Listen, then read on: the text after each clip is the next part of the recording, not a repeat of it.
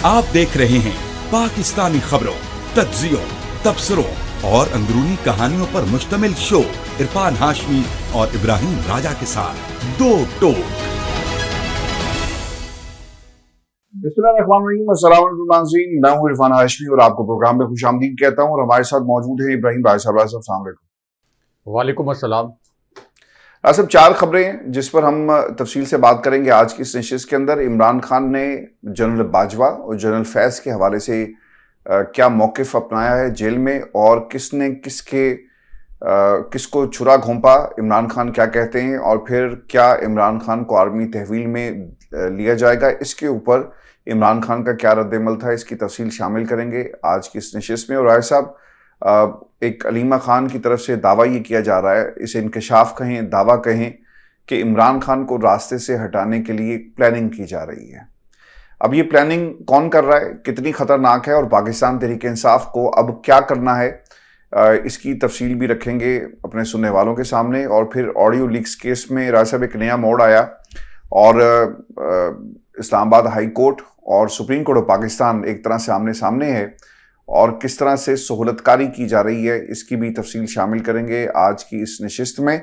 और फिर राय साहब 190 मिलियन पाउंड केस के अंदर इमरान खान के खिलाफ फैसला देने के हवाले से 2 जजेस क्या अपने फैसले में लिखते हैं, और क्या कहा गया है पाकिस्तान तहरीक इंसाफ की तरफ से। और जो अदालत थी वहाँ पर एक गैर मामूली वाक़या भी हुआ राय साहब, और जज ने जब सवाल किया तो नैब के लोग इसका जवाब नहीं दे सके। इसकी तफसील भी शामिल करेंगे आज की इस नशिस्त में। लेकिन राय साहब, जो सबसे अहम खबर है वो खान साहब की मुलाकात हुई सहाफ़ियों के साथ, और उन्होंने वो तमाम बातें इमरान खान के सामने रखी जो पिछले 2 रोज़ से जनरल फैज़ हमीद के हवाले से इस सब मीडिया की जीनत बनी हुई है।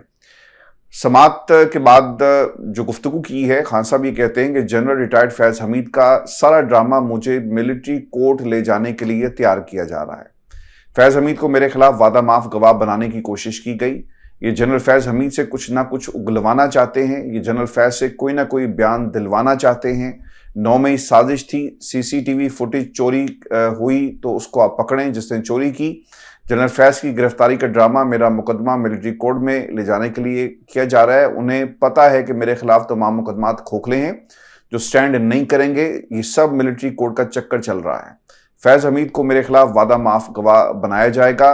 अच्छा, इसके ऊपर ना एक सवाल राय साहब सहाफ़ी ने पूछा खान साहब से कि आप इससे पहले फैज़ हमीद का दिफा करते थे और अब उनका आप दिफा नहीं कर रहे, क्या आपको उनकी गिरफ्तार होने के बाद खदशा ये है कि वो वादा माफ़ गवाह बन जाएंगे? तो इस पर खान साहब ने ये कहा कि मुझे कोई फिक्र नहीं है, मेरे खिलाफ कोई गवाही देता है तो देता रहे। मैं जनरल फैज़ हमीद की हद तक सिर्फ ये कह रहा हूँ कि वो तालिबान के साथ 3 साल तक मुज़ाकरात कर रहा था, इसको हटाना नहीं बनता था। मैंने जनरल बाजवा से भी यही कहा कि आप इसको मत हटाएं। जो साजिश करता है वो जुडिशल कमीशन बनाने का मुतालबा नहीं करता। रजीम चेंज हमारे खिलाफ हुआ और मुझे ही जेल में डाल दिया गया। और ये कहा जा रहा है कि फैज़ हमीद मास्टरमाइंड था। क्या फैज़ हमीद ने मुझे गिरफ्तार कराया? उनको शर्म नहीं आती? ये कह रहे हैं कि जनरल फैज़ हमीद बुशरा बीबी को हदायत दे रहा था। जनरल बाजवा ने मेरी कमर में छुरा घोंपा। नवाज शरीफ से डील करके जनरल फैज़ को ओहदे से हटाया गया। सहाफ़ी ने राय साहब एक ये भी सवाल किया, और मैं चाहूँगा कि इसके ऊपर आप कमेंट करें कि अगर ये केस मिलिट्री कोर्ट में चला जाता है तो फिर क्या ऑप्शंस होंगे खान साहब के पास? और फिर ये सवाल उनसे भी हुआ कि मकबूलियत कम हो जाएगी। राय साहब, हमने तो इस मुल्क के अंदर जब इमरान खान जेल के अंदर से ही इलेक्शन लड़ते हैं, जेल के अंदर से उनकी पूरी की पूरी पार्टी जो है वो इलेक्शन में गई और जीत गई। ये अलग बात है कि 2, 3, 4 सीटें जो है एक एक करके सुप्रीम कोर्ट ऑफ पाकिस्तान वो नून लीग के झोली में डाल रही है। लेकिन गिरफ्तारी और मिलिट्री कोर्ट, और फिर उसके बाद क्या लगता है आपको कि ये केस कितना मजबूत होगा? चूंकि मैं बहुत सारे ऐसे एंकर्स को देख रहा हूं जिनके पास खबर नहीं है। राज साहब, वो खबर से कम किसी का एजेंडा ज्यादा लगता है। हमारे पास बीइंग अ जर्नलिस्ट जो जिम्मेदारी का मुजाहरा करना चाहिए था लोगों को, वो ये था कि ISPR की 2 प्रेस रिलीजेज आई, उसके बाद अस्करी ज़राए से खबरें पाकिस्तान के मीडिया में छप रही हैं। अच्छा, अब वो जो ज़राए हैं वो क्लेम करते हैं ना कि ये कुछ हो रहा है, लेकिन कुछ लोग तो ऐसे हैं कि वो ये कहते हैं कि हमारी इतलात के मुताबिक इमरान खान का मिलिट्री कोर्ट में जाएंगे और फैज़ हमीद साहब से बहुत सबूत मिल जाएंगे। تو ہم کیا سمجھیں کس طرح سے عمران خان کو اب آخری حربہ یہی رہ گیا نا کہ آپ ملٹری کوڈ لے جائیں؟ دیکھیں ہاشمی صاحب، اس کے اندر دو اہم خبریں ہیں اور دونوں خبریں اپنے ویورز کے سامنے رکھتے ہیں. ایک تو جناب باجوہ جو کہ اس وقت جناب فیض حمید سے فاصلہ اختیار کرتے ہوئے نظر آ رہے ہیں، یا یہ حکومت کٹ پتلی حکومت جو جناب باجوہ کے خلاف کارروائی کا مطالبہ نہیں کر رہی، یا فوجی اسٹیبلشمنٹ جو کہ فی الحال اس موڈ میں نظر نہیں آ رہی کہ جناب باجوہ کا کورٹ مارشل کیا جائے. لیکن جناب فیض حمید جو کچھ کر رہے تھے اس کی ذمہ داری جناب باجوہ پر کیسے تھی، اس کے متعلق ایک واقعہ جس کے کئی اینکرز اور کئی سینئر صحافی یعنی شاہد ہیں وہ اپنے ویورز کے سامنے رکھتے ہیں. کیونکہ ایک ہائی پروفائل پریس بریفنگ جو ہے یہ جی ایچ کیو میں ہوئی، اور اس وقت کے army chief general retired Qamar Javed Bajwa یہ بریفنگ دے رہے تھے، ان کے ساتھ کچھ سینئر جنرلز اور بھی تھے. اور اس بریفنگ میں جناب فیض حمید کے متعلق ایک سوال کیا گیا تھا، اور اس سوال کے جواب میں کوٹ ان کوٹ جناب باجوہ نے ان تمام سینئر صحافیوں اور ان اینکرز کے سامنے یہ کہا تھا کہ جناب فیض حمید ایک انتہائی قابل جنرل ہے. جتنی محنت میں نے جناب فیض حمید کو کرتے دیکھا ہے اتنی محنت میں نے ابھی اپنے دور میں کسی اور جنرل کو کرتے نہیں دیکھا. اس لیے میں جناب فیض حمید کو بہت زیادہ پسند کرتا ہوں، میں اس کا ایڈمائرر ہوں. تو ہاشمی صاحب، جناب باجوہ کی یہ جو گفتگو ہے اس کے 8-10 صحافی اور جو اینکر ہیں وہ اس بات کے گواہ بھی ہیں، اور جناب باجوہ کی اس گفتگو پر کالم بھی لکھے گئے بعد میں، کیونکہ میں نے بھی جو اس سے پہلے فوجی قیادتیں رہی ہیں ان کی آرمی چیفز کی بریفنگز اٹینڈ کی ہیں. اس وقت یہ کہا جاتا ہے کہ اس کو آپ نے ہمیں کوٹ کر کے کوئی خبر نہیں دینی، لیکن بعد میں آپ تجزیوں کی صورت میں یا ایک سرٹن ٹائم کے بعد آپ یہ خبر جو ہے وہ دے سکتے ہیں، لیکن آپ ایک پلس کے طور پر، ایک تجزیے کے طور پر اس کو اپنی خبر میں شامل کر سکتے ہیں. تو اس کا مطلب یہ ہے کہ جناب باجوہ کے جو سب سے فیورٹ جنرل تھے وہ کون تھے؟ جناب فیض حمید. جناب باجوہ نے یہ کہا کہ سب سے قابل بھی ہیں، سب سے زیادہ کام بھی کرتے ہیں، اور یہی بات جو ہے جو کہ 10 کے قریب صحافیوں اور اینکرز کے سامنے جناب باجوہ نے کی. آج عمران خان صاحب نے اپنی میڈیا ٹاک میں یہ کہا کہ مجھے جناب باجوہ نے بتایا تھا کہ جناب فیض حمید ایک بہت قابل جنرل ہے. اب اس کا کیا مطلب ہے؟ اس کا مطلب یہ ہے کہ جناب فیض حمید اور جناب باجوہ سیم پیج پر تھے، اور سیم پیج پر ہونے کا مطلب یہ ہے کہ جناب فیض حمید پر جتنے بھی الزامات لگائے گئے ہیں یا جناب فیض حمید کے خلاف اگر کوئی بھی شواہد سامنے آئے ہیں ان کی کرپشن کے متعلق، ان کی بلیک میلنگ کے متعلق، تو یہ سب کچھ جناب باجوہ کی مرضی اور منشا سے ہو رہا تھا.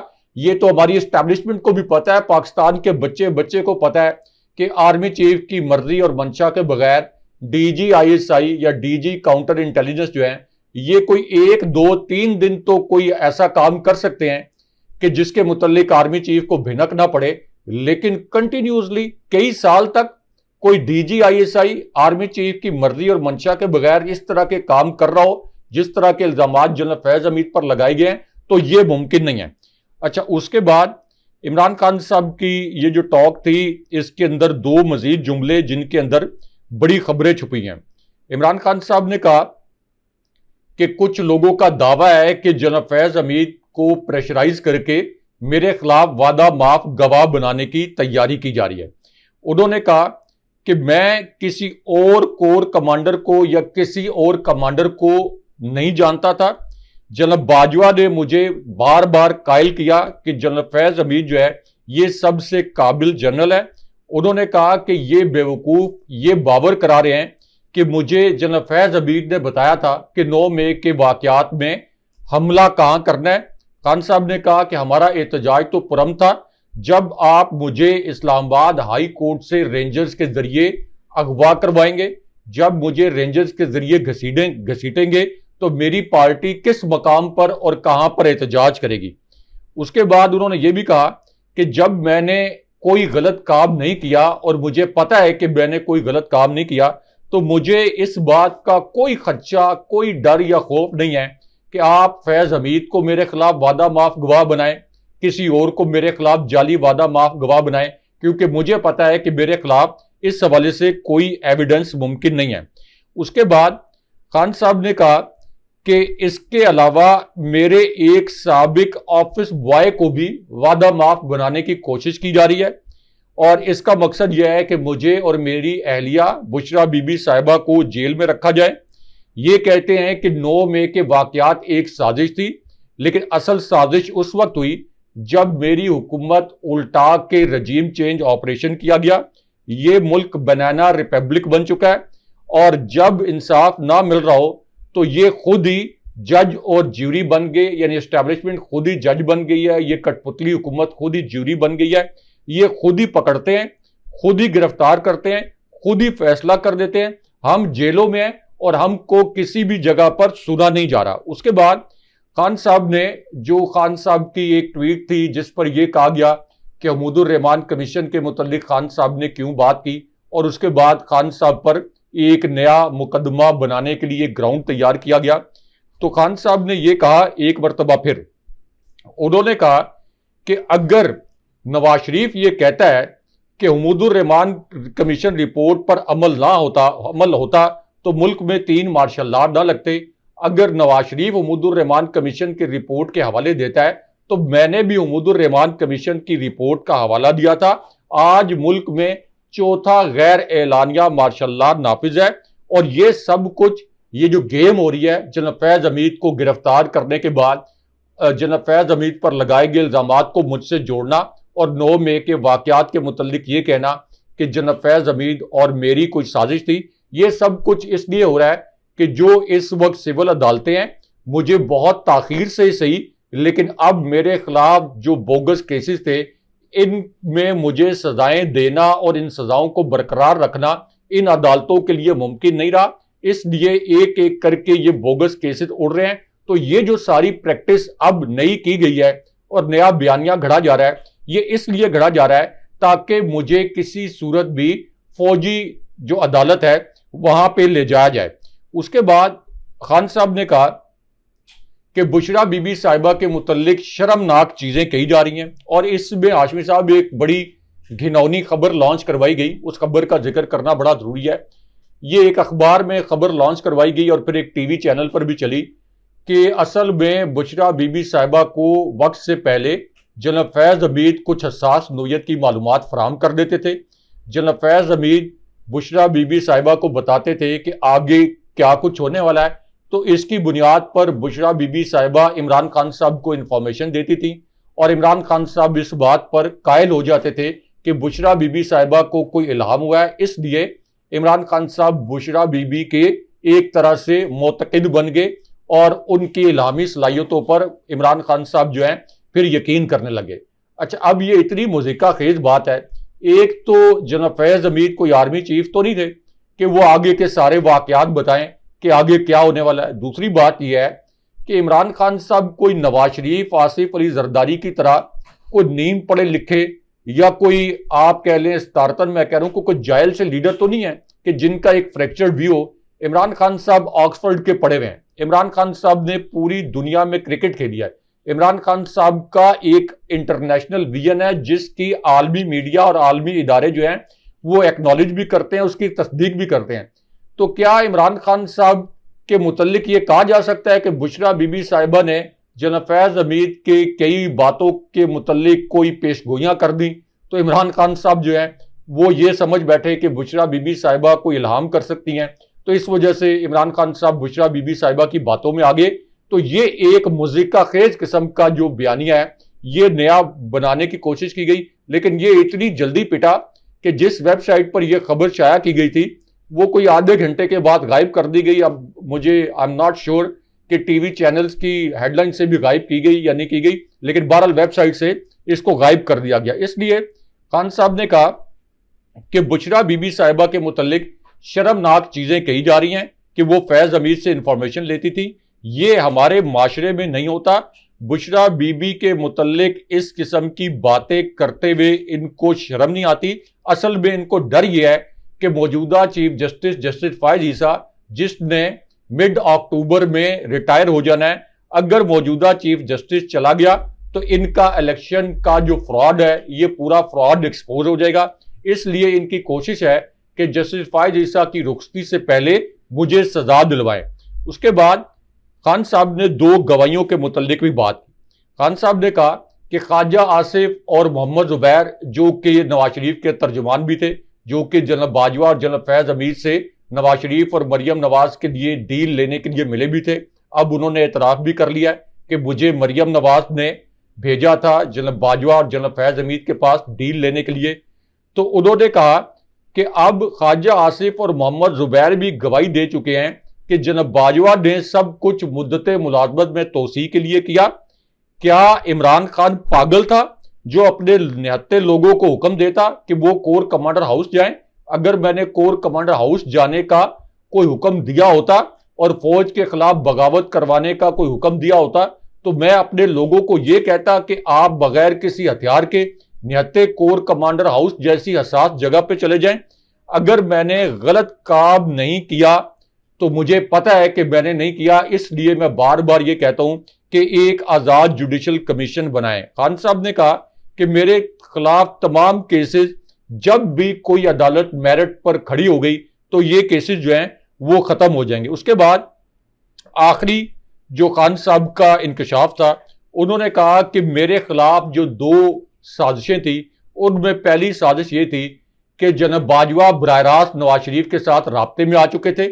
میں پرائم منسٹر تھا, جناب باجوہ کو مجھے جواب دہ ہونا چاہیے تھا. جناب باجوہ ایک سبارڈینیٹ کے طور پر پرائم منسٹر کو جواب دہ ہونا چاہیے تھا, لیکن وہ ایک مفرور مجرم نواز شریف کے ساتھ رابطے میں آ چکے تھے. نہ صرف نواز شریف کے ساتھ رابطے میں آ گئے بلکہ نواز شریف نے ان کو حکم دیا کہ جناب فیض حمید کو ہٹا دو تاکہ رجیم چینج آپریشن کی راہ ہموار کی جا سکے. اور اس کے بعد پھر خان صاحب نے کہا کہ جناب باجوہ کا دوسرا بہت بڑا جرم یہ تھا کہ جناب باجوہ نے ایک ایسے کریکٹر کو جس کو پاک فوج ریاست کا غدار قرار دے چکی تھی یعنی حسین حقانی, اس کو $35,000 میں لابنگ کے لیے ہائر کیا اور پھر حسین حقانی نے امریکی حکام کے سامنے میرے خلاف لابنگ کی اور مجھے امریکہ مخالف ثابت کیا. تو اس کا مطلب یہ ہے کہ خان صاحب کہہ رہے ہیں کہ جناب باجوہ کے خلاف گواہیاں بھی آ گئی ہیں. جو ایک واقعہ میں نے سنایا کہ جناب فیض حمید کو سب سے قابل اور محنتی جنرل جناب باجوہ کہتے تھے, تو اس کا مطلب یہ ہے کہ خواجہ آصف کے بیانات, محمد زبیر کے بیانات, عمران خان صاحب کے جو یہ گواہی سامنے آئی اور 10 صحافیوں کی گواہی کہ جناب باجوہ نے جناب فیض حمید کو قابل اور محنتی جنرل قرار دیا تھا, تو اس کا مطلب یہ ہے کہ جناب باجوہ جناب فیض حمید کے خلاف کوئی شواہد موجود ہیں تو ان تمام جرائم میں جناب فیض حمید سے زیادہ ایک ماسٹر مائنڈ کے طور پر ملوث ہیں. اس لیے ہر روز ایک ہیش ٹیگ جو ہے جناب باجوہ کے کورٹ مارشل کا یہ ٹویٹر پر ٹرینڈ کر رہا ہوتا ہے. ڈاکٹر صاحب, سپریم کورٹ پاکستان میں یہ جو آڈیو لیکس کا معاملہ ہے, وفاقی حکومت چلی گئی اور وہاں سے اب جو حکم جاری کیا گیا ہے, اچھا اس سے پہلے کہ یہ ڈیٹیل میں رکھوں کہ وہاں سے کیا آیا, ڈاکٹر صاحب آڈیو لیکس کیس کے اندر جو ایک ٹائم لائن ہے یہ بتانی بڑی ضرورت ہے, ضروری ہے اپنے سننے والوں کو, اور ہوا اصل میں کیا ہے. اچھا بابر ستار رائے صاحب آڈیو لیکس کیس کے اندر اس کیس کی انہوں نے سماعت کی, ان کے خلاف FIA, پیمرا اور IB نے عدم اعتماد بھی کیا, لیکن اس کے باوجود انہوں نے اس کیس کو کنٹینیو کیا, وہ سنتے رہے اور پھر اس کے ساتھ ساتھ انہوں نے جرمانہ بھی کیا ہے. اس کے بعد وقفے سے انہیں دھمکیاں بھی دی جاتی رہی. جسٹس بابر ستار نے اپنے خلاف جو سوشل میڈیا پر رائے صاحب جو کمپین چل رہی تھی اس کا ذکر خط کے ذریعے چیف جسٹس اسلام آباد ہائی کورٹ کو بھی کیا. آڈیو لیکس کیس کی سماعت کے دوران سیکیورٹی اسٹیبلشمنٹ کے اعلیٰ حکام کی جانب سے انہیں پیچھے ہٹ جانے کا بار بار پیغام موصول ہوتا ہے, اس میں اس کو ذکر کرتے ہیں. پھر جسٹس بابر ستار نے یہ بھی لکھا کہ میں نے ایسے دھمکی امیز حربے پر کوئی توجہ نہیں دی, میں نے یہ نہیں سمجھا کہ ایسے پیغامات سے انصاف کے عمل کا کوئی نقصان پہنچنے کا خطرہ ہے. خط میں لکھا گیا کہ آڈیو لیکس کیس میں خفیہ اور تحقیقاتی اداروں کو عدالت نے نوٹس کیے, متعلقہ وزارتیں, regulatory bodies, ISI, IB, FIA کو نوٹس کیے, عدالت نے PTA اور پیمرا کو بھی نوٹس کیے. پھر جسٹس بابر ستار نے رائے صاحب 25 جون کو ایک حکم نامہ جاری کیا اور اس حکم نامے کے مطابق کوئی بھی ایجنسی کسی بھی شہری کی نجی زندگی میں دخل اندازی کرنے کی مجاز نہیں ہے اور نہ ہی وہ کسی کی آڈیو ریکارڈ کر سکتی ہے. बुशरा बीबी और नजम साकिब की ऑडियो लीक्स के हवाले से वफाकी हुकूमत ने इस्लामाबाद हाई कोर्ट का 25 जून का जो हुक्म था इसको चैलेंज किया और फिर जस्टिस अमीनुद्दीन और नईम अख्तर अफगान पर मुश्तमिल सुप्रीम कोर्ट के 2 रुकनी बेंच ने ऑडियो लीक्स केस के अंदर वफाकी हुकूमत की दरखास्त पर केस की समाअत की। और ये राय साहब वही जजेस हैं जिन्होंने मखसूस नशिस्तों के केस में इख्तलाफी नोट भी लिखा और इलेक्शन कमीशन को जवाज़ फरहम किया था कि वो नज़रसानी दरखास्त जो है वो जाहिर करे। और मखसूस नशिस्तों के फैसले में लिखा गया कि कोई भी हुकूमत या इलेक्शन कमीशन किसी भी गैर आइनी फैसले पर अमल दरामद करने की पाबंद नहीं है। यूं हुकूमती वज़रा ने प्रेस कॉन्फ्रेंसेस की। राय साहब और जो मवाद कहीं से जो मिला टॉक शोज का वो यही 2 जज साहिबान थे जिन्होंने अब एक नया केस जो है इसकी शक्ल बिगाड़ दी मैं तो कहूँगा, क्योंकि ये मौका था रेगुलेट करने का उन तमाम लोगों को जो आम आदमी की जिंदगी में दखल अंदाजी करते हैं। समाअत के दौरान जजेस ने यह भी कहा कि हो सकता है कि ऑडियो आपस में बात करने वाले दोनों में से किसी एक ने रिलीज की हो या इस पहलू को देखा गया है, क्योंकि आजकल हर मोबाइल डिवाइस में रिकॉर्डिंग की सहूलत मौजूद है। हैरानकुन तौर पर शहरियों की ऑडियो लीक होती है और जजेस बैठकर इस तरह के रिमार्क्स देते हैं। शहरियों के हकूक के तहफ़्फ़ुज़ देने के बजाय मुतासरा अशख़ास पर इल्ज़ाम लगाने की क्या लॉजिक है। जस्टिस नईम अख्तर अफगान ने कहा कि बदकिस्मती से इस मुल्क में सच को कोई पहचानना नहीं चाहता। सच जानने के लिए इंक्वायरी कमीशन बना, इसे सुप्रीम कोर्ट से स्टे दे दिया गया। सुप्रीम कोर्ट में आज तक दोबारा ऑडियो लीक्स केस मुकर्रर नहीं हुआ। पार्लिमान ने सच जानने की कोशिश की तो उसे भी रोक दिया गया। राय साहब, एक तो बुशरा बीबी, लतीफ खोसा और साकिब निसार के बेटे नजम साकिब को भी नोटिस जारी कर दिया है।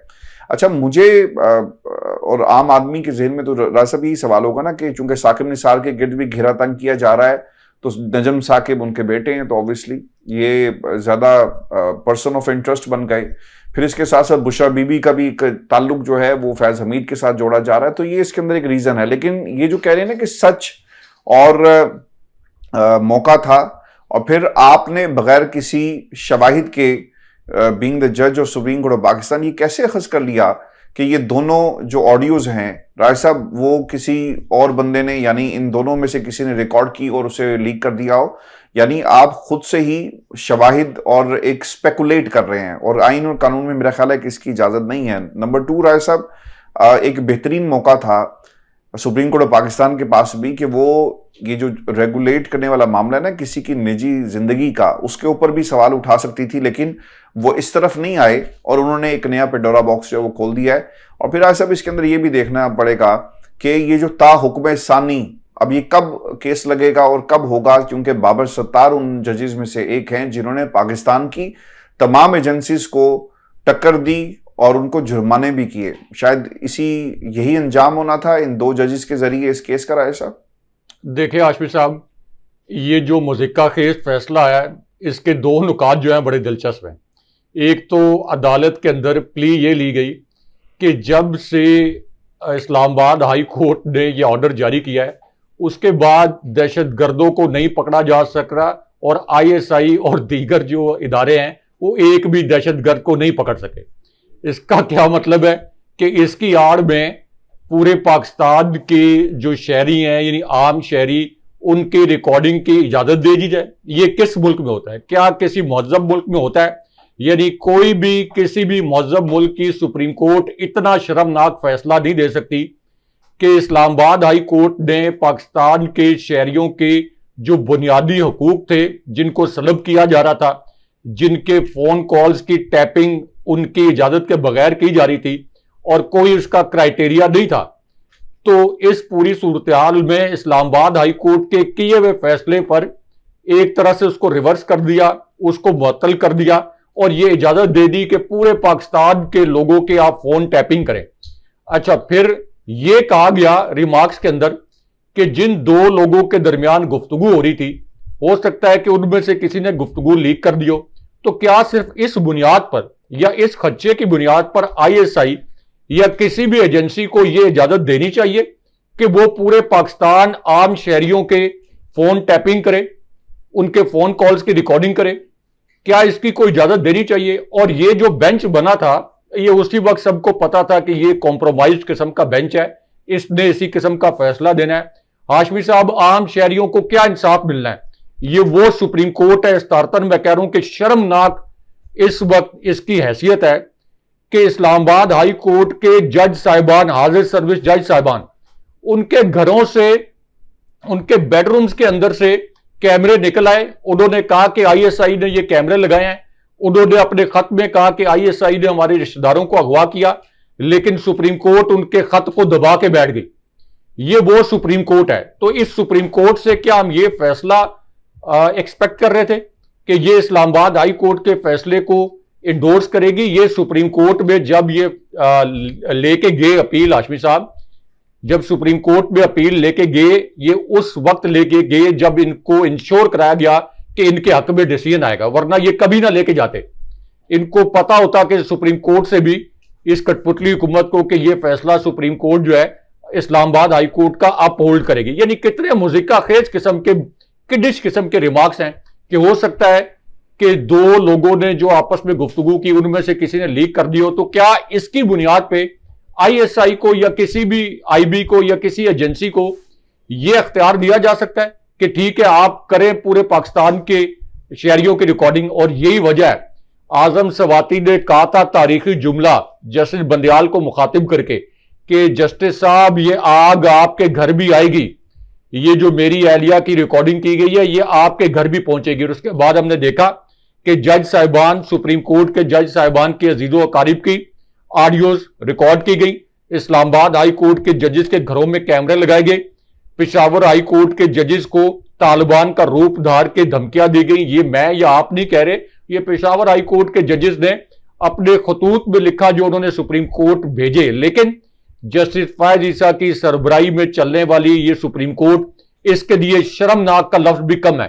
جس قسم کے شرمناک فیصلے جو ہے یہ سپریم کورٹ دے رہی ہے. اور اسی وجہ سے میں سن رہا تھا پاکستان کے جو نامور قانونی ماہر ہیں اور وکلا، وہ یہ کہہ رہے تھے کہ یہ فیصلہ 100% پہلے حکومت کو پتا تھا کہ اس قسم کا فیصلہ آئے گا، اسی لیے ایک مخصوص بینچ کے سامنے یہ کیس لگا اور اس مخصوص بینچ نے وہی فیصلہ دیا جو یہ کٹ پتلی حکومت یا اسٹیبلشمنٹ جو ہے جو فیصلہ چاہتی تھی. اچھا صاحب، ایک جو کلیم کیا گیا ہے علیمہ خان کی طرف سے، اور یہ کلیم ہے کہ عمران خان کی زندگی کو خطرہ ہے اور کہیں نہ کہیں یہ پلاننگ ہو رہی ہے کہ انہیں ہم نے ختم کرنا ہے. جماعت کو تو ختم کر نہیں سکے لیکن عمران خان کو شاید ختم کرنے کی پلاننگ ہو رہی ہے. اس سے پہلے بھی خان صاحب کی زندگی کو بہت سارے سب خطرات رہے، قاتلانہ حملہ ہوا، بال بال بچ گئے، ہیلی کاپٹر خراب ہوتا ہے. پھر کچھ ایسی خبریں بھی آئی کہ جب آپ جلسہ کر رہے تھے سوات کے مقام پر کہیں قریب، تو وہاں پر کچھ لوگ ایسے تھے جو ٹارگٹ کرنا چاہتے تھے عمران خان کو، اور یہ سب کچھ پاکستان کے اندر رپورٹ ہوا ہے. خفیہ ایجنسیز بھی اس کے بارے میں رپورٹس اپنی، جب خان صاحب پرائم منسٹر تھے اس وقت یہ دے چکی ہیں. اور اب علیمہ خان کیا کہتی ہیں؟ وہ یہ کہتی ہیں کہ ہمیں اطلاع مل رہی ہے کہ عمران خان کو ختم کرنے کا فیصلہ ہوا ہے. ایسا کرنے کی کوشش بھی کی گئی تو ہم اکیلے ہی سڑکوں پر بیٹھ جائیں گے، ہمیں کسی کی ضرورت نہیں، پھر ہم اٹھیں گے نہیں. اگر اس کا مقصد یہ ہے کہ عمران خان کو القادری ٹرسٹ کیس میں فوری سزا دیں اور 3 مہینے جیل میں رکھیں، کیا یہ اس لیے کر رہے ہیں کہ عمران خان کو ختم کر دیں؟ اگر ایسا کرنے کی کوشش بھی کی گئی تو ہم اکیلے ہی سڑکوں پر بیٹھیں گے اور ہمیں کسی کی ضرورت نہیں اور کوئی ہمیں اٹھا نہیں سکے گا. جسٹس قاضی فائز عیسیٰ کی مدت ملازمت میں توسیع دینے کی بات اس لیے کی جا رہی ہے کہ عمران خان کو ختم کیا جائے، کیونکہ عمران خان نے کہا ہے کہ اگر جسٹس قاضی فائز عیسیٰ 2 ماہ کے بعد چلا گیا تو موجودہ سارا منظرنامہ الٹ جائے گا. علیمہ خان نے یہ بھی کہا کہ پہلے جسٹس قاضی فائز عیسیٰ نے پہلے پاکستان تحریک انصاف کو ختم کیا اور اب عمران خان کو ختم کرنے کے لیے ہر طرح کی کوشش کر رہے ہیں. ان کا سارا مقصد ہی یہی ہے کہ عمران خان ختم ہو جائے. ایسا بھی تو بڑے سیریس کنسرنز ہیں. کوئی بھی بندہ جو ہے جب ایسے کنسرنز کو سنتا ہے، اور خاص طور پہ جب عمران خان کے اوپر ایک قاتلانہ حملہ جسے وہ سروائیو کر کے ہیں، جس کے اوپر مریم بہت زیادہ تنقید کرتی رہی کہ کچھ بھی نہیں ہوا تھا اور اس قسم کی باتیں کہی گئی، لیکن جو مارنے والا تھا اس نے خود کہا کہ میں عمران خان کو قتل کرنے کی ارادے سے آیا اور عمران خان کو اللہ نے بچا لیا. اب جب اس قسم کے واقعات اس سے پہلے عمران خان کے ساتھ ہو چکے تو پھر یہ سوال بڑا امپورٹنٹ ہے کہ پریکاشنری میئرز کیا ہو سکتے ہیں. جیل کے اندر سہولیات اور سیکیورٹی، اس کے اوپر تو آبویسلی ایک درخواست ڈالی جا سکتی ہے، لیکن آپ کو اگر کنسرن ایسا آپ کے سامنے موجود ہے تو کیا عمران خان کی زندگی کو جو تھریٹس ہیں کسی پٹیشن کی شکل میں، کسی درخواست کی شکل میں جو ان کی جہاں سے یعنی اسلام آباد ہائی کورٹ اس عدالت کی اور اڈیالہ جیل کی سپرویژن کرتی ہے، اور ان کو درخواست دے کر اس معاملے کو ٹیک اپ کیا جا سکتا ہے، یا پھر تحریک انصاف کو کچھ نہ کچھ تو راج صاحب کرنا پڑے گا، چونکہ تحریک انصاف کا سب سے بڑا پرابلم پتہ کیا راج صاحب، یہ نا ہر معاملے میں دیر کر دیتے ہیں، اور اس میں ان کا قصور نہیں ہے، کیونکہ خان صاحب جیل میں ہیں اور باہر قیادت نہیں ہے، باہر بہت سارے محاذ کھلے ہوئے ہیں، پارٹی کے اندر بھی، پارٹی کے باہر بھی، اور پالیسی یونیفائڈ ہمیں نظر نہیں آتی، اور اس کا نقصان پارٹی کو اٹھانا پڑا۔ آپ کو یاد ہوگا کہ جو راولپنڈی کے اسسٹنٹ کمشنر صاحب تھے، کمشنر صاحب، انہوں نے کیا کہا، پی ٹی آئی کو اسی دن دھرنا دے کر الیکشن کمیشن کے دفتر کے باہر بیٹھنا چاہیے تھا، اور جب تک استعفیٰ نہ آتا یہ دھرنے جاری رکھتے، لیکن انہوں نے اس کے اوپر بھی کیپٹلائز نہیں کیا، اور آپ کو لگتا ہی ہے کہ یہ انتظار کرتے ہیں کہ کچھ بڑا ہو اور پھر یہ ریئیکشن دیں، اور جب کچھ بڑا ہو بھی جاتا ہے تو جیسا ریئیکشن آنا چاہیے ویسا ریئیکشن ایسا آتا نہیں ہے۔ دیکھیں ہاشمی صاحب، ایک تو عمران خان صاحب کو سلو پوائزننگ کا جو خدشہ ہے یہ بالکل حقائق پر مبنی ہے، کیونکہ اگر عمران خان صاحب پر گولیاں برسائی گئی تھیں تو وہ گولیاں کس لیے برسائی گئی تھیں؟ وہ ویڈیو ایویڈنس موجود ہے یا نہیں موجود؟ ویڈیو ایویڈنس موجود ہے، گولیاں چلنے کا ویڈیو ایویڈنس موجود ہے، اور اس وقت عمران خان صاحب اسٹیبلشمنٹ کے خلاف ایک کیمپین چلا رہے تھے، اور عمران خان صاحب جن لوگوں کے نام ایف آئی آر میں درج کروانا چاہتے تھے ان لوگوں کے نام ایف آئی آر میں درج نہیں ہوئے۔ تو اس کا مطلب یہ ہے کہ عمران خان صاحب کو ختم کرنے کی ایک انتہائی خطرناک اٹیمپٹ جو ہے وہ کی جا چکی ہے۔ یہ خوش قسمتی تھی، ظاہر ہے کہ اللہ تعالیٰ نے ہر کسی کے لیے ایک خاص وقت لکھا ہوا ہے، یہ خوش قسمتی تھی کہ اللہ تعالیٰ نے عمران خان صاحب کو بچا لیا۔ یہ تو پورا ویڈیو ایویڈنس موجود ہے، اور اسی وجہ سے آپ دیکھ لیں کہ عمران خان صاحب کے اوپر جو قاتلانہ حملہ ہوا اس کیس سے جڑی کوئی تحقیقات بھی نہیں کی گئی، اور عمران خان صاحب پر قاتلانہ حملہ کرنے والا جو شخص ہے اس کا جو وکیل ہے وہ اس وقت اس کٹ پتلی حکومت کا ایجنٹ اور ٹاؤٹ بنا ہوا ہے۔ وہ تحریک انصاف اور خان صاحب کے خلاف کیمپین چلاتا ہے، سپریم کورٹ میں کیسز بھی ان جج صاحبان کے خلاف لے کے جاتا ہے، ریفرنسز، جو کہ کسی بھی طرح کبھی کبھار اس کٹ پتلی حکومت کے خلاف کوئی میرٹ پر فیصلہ دینے کی جرت کر لیں۔ تو اس کا مطلب یہ ہے کہ عمران خان صاحب پر قاتلانہ حملے کے کیس میں اگر کوئی پیش رفت نہیں کی جا رہی تو اس سے ظاہر ہوتا ہے کہ وہ جس شخص پر یہ الزام لگایا گیا کہ یہ صرف انڈیویجول تھا اور اس نے اپنے طور پر گولیاں چلائیں، وہ کوئی انڈیویجول نہیں تھا۔ اس کے پیچھے جو لوگ تھے اب تک ان کی شناخت کر کے ان کے خلاف کارروائی ہو جانی چاہیے تھی، کیونکہ نہ صرف یہ کہ یہ ایک سابق پرائم منسٹر کے اوپر یہ اٹیمپٹ ہوئی تھی، بلکہ ایک ایسے شخص کے اوپر جس کے ساتھ پاکستان کی ایک بہت بڑی تعداد، جو کہ 8 فروری 2024 کے الیکشن کے نتائج کے مطابق 90% سے زائد لوگ جو ہیں اس کے ساتھ کھڑے ہیں۔ تو اس لیے یہ جو علیمہ خان صاحبہ اس سے پہلے بھی ان خدشات کا اظہار کر چکی ہیں، خان صاحب خود بھی بتا چکے ہیں کہ ان کو سلو پوائزننگ کے خدشات ہیں۔ خان صاحب کو گھر سے کھانا منگوانے کی اجازت نہیں ہے، نواز شریف کو ہمیشہ گھر سے کھانا منگوانے کی اجازت تھی، وہ 3 وقت کا کھانا گھر سے منگواتے تھے، باقاعدہ لکھ کے دیتے تھے، اور کئی یعنی 1-2 نہیں کئی ڈشز پر مشتمل کھانا جو ہے وہ ان کے گھر سے آتا تھا۔ لیکن یہاں پہ خان صاحب کو جو کھانا دیا جا رہا ہے یہ ان لوگوں کے کنٹرول میں کچن جنہوں نے اس وقت اڈیالہ جیل کا کنٹرول سنبھالا ہوا ہے، اور اڈیالہ جیل کا کنٹرول کس نے سنبھالا ہوا ہے؟ عمران خان صاحب کے بقول ISI نے یہ کنٹرول سنبھالا ہوا ہے۔ اس لیے علیمہ خان صاحبہ نے جو بات کی یہ خدشات بالکل درست ہیں، یہ خدشات خان صاحب عدالتوں کے سامنے کئی مرتبہ رکھ چکے ہیں، لیکن اس کے باوجود خان صاحب کو گھر سے کھانا فراہم کرنے کی اجازت بھی نہیں ہے، باہر سے کوئی ڈاکٹر آ کے خان صاحب کا چیک اپ بھی نہیں کر سکتا۔ تو اس وجہ سے یہ ایک ایسا معاملہ ہے جس کو آپ لائٹ نہیں لے سکتے، کیونکہ اس طرح کی بہت سی وارداتیں پوری دنیا میں ہو چکی ہے۔ محمد مرسی کے ساتھ اسی قسم کی واردات ہو چکی ہے، اور بہت سے انٹرنیشنل لیڈرز ہیں ان کے ساتھ بھی ہو چکی ہے۔ تو یہ علیمہ خان کا جو خدشہ ہے یہ کوئی مفروضہ نہیں ہے، بلکہ یہ ٹھوس جو زمینی حقائق ہیں ان کی بنیاد پر انہوں نے یہ خدشہ ظاہر کیا۔ بہت شکریہ صاحب۔ ویورز یہ آج کا ہمارا شو تھا، اپنے کمنٹ ضرور بھیجیے گا، چینل کو سبسکرائب کرنا مت بھولیں۔ مجھے اور ابراہیم راج صاحب کو اجازت دیجیے۔ اللہ نگہبان۔ اللہ نگہبان۔